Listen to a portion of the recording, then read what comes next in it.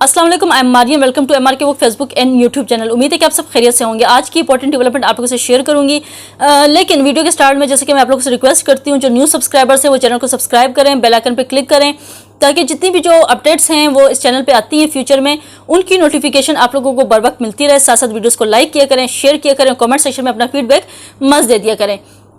आज का जो एजेंडा है वो आप लोगों को पता होगा कि मिसिंग पर्सनस के हवाले से बड़े केसेस भी चल रहे हैं सुप्रीम कोर्ट में, लेकिन ये वो केस नहीं है, ये केस कुछ और है। ये केस है उस स्टूडेंट का जिसको आज जिसने प्रेस कॉन्फ्रेंस की है, और इस प्रेस कॉन्फ्रेंस को काफ़ी हाईलाइट भी किया गया है मीडिया पे। ये अदीला बलोच जो कि मेडिकल की स्टूडेंट है, और इनको जो है कलंदम जो तंजीमें हैं उनकी जानिब से खुदकुश हमले के लिए तैयार किया गया था, और इस स्टूडेंट ने कहा है कि उनको वर्गलाया गया था मैं खुदकुश हमला करूं, दहशतगर्दी के लिए मेरी ब्रेन वॉशिंग भी की गई थी। प्रेस कॉन्फ्रेंस में जो नौजवान स्टूडेंट है, यंग स्टूडेंट, इसने ये कहा है कि तुर्बत से गिरफ्तार जो की गई है ये अदीला बलोच, उसने वालिदैन के हमरा प्रेस कॉन्फ्रेंस की है कोयटा में, और इसने कहा कि मैं इब्तिदाई तालीम तुर्बत से हासिल की, नर्सिंग का कोर्स कोयटा से किया, मुझे बहकाया गया था, मेरे अलावा पहाड़ों पर एक और लड़की का भी ब्रेन वॉश किया गया, मैं गलत रास्ते पर चल रही थी लेकिन हुकूमत बलूचिस्तान की वजह से बच गई। हुकूमत बलूचिस्तान की जो जानिब से इस स्टूडेंट को जो है वो अरेस्ट किया गया। ये अरेस्ट का वर्ड याद रखिएगा। अदीला बलोच का कहना था कि सोचा नहीं था खुदकुश धमाका करने से मासूम लोगों की जान जाएगी।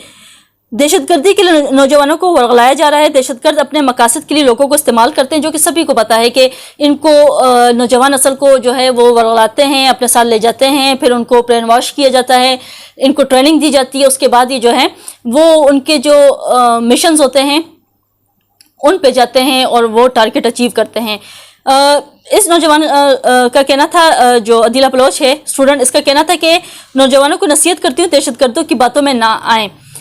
इनके जो वालिद हैं अदीला बलोच, उन्होंने भी प्रेस कॉन्फ्रेंस में कहा और उन्होंने अपनी स्टेटमेंट दी, और उन्होंने कहा कि मुझे पता चला कि मेरी बेटी को वर्गलाया गया, पता था कि जिन्हें पहाड़ों पर ले जाया जाता है इनकी वापसी नहीं होती। बेटी के लापता होने पर हुकूमत बलूचिस्तान से रब्ता किया, बरवक्त कार्रवाई करके मेरी बेटी को वापस लाया गया है।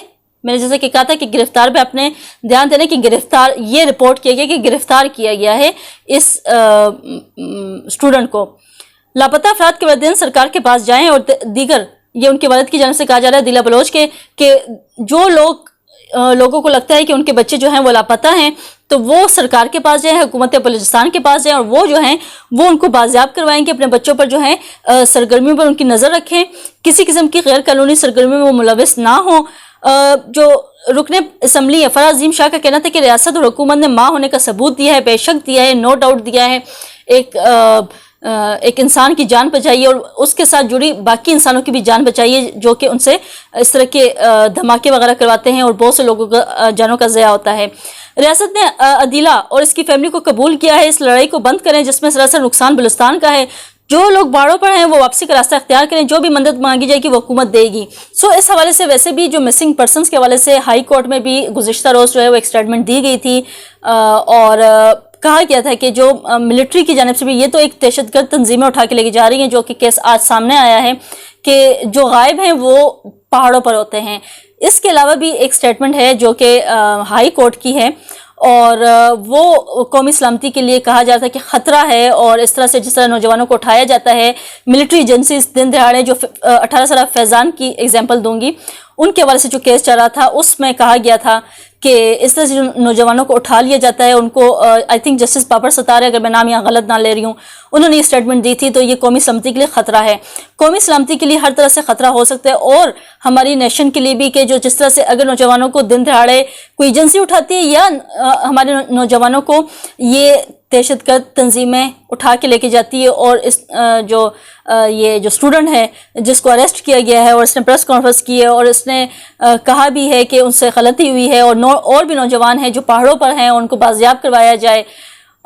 तो ये बड़ी एक तशवीशनाक किस्म की सूरत हाल है कि बलूचिस्तान में इस तरह से नौजवान जो हैं वो वहाँ पे भी लापता हो रहे हैं, और वो दहशतगर्द तंजीमों के हाथों में जा रहे हैं, और फिर उनसे इस तरह के जो है मिशन होने। लेकिन बहुत अच्छा स्टेप है हुकूमत बलूचिस्तान का कि उन्होंने बाजियाब करवाया है, और मज़ीद भी जो हैं वो बाजियाब करवाएं, उन पे सबकी नज़रें हैं।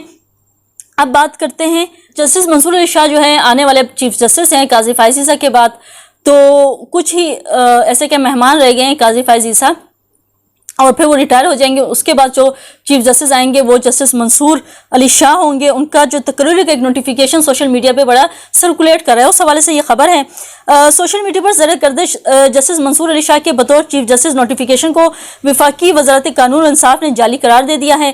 وفاقی وزارت قانون و انصاف کی جانب سے جاری کردہ اعلامیہ کے مطابق سوشل میڈیا پر جسٹس منصور علی شاہ کا جو نوٹیفیکیشن ہے جو سرکولیٹ ہو رہا ہے وہ جعلی ہے۔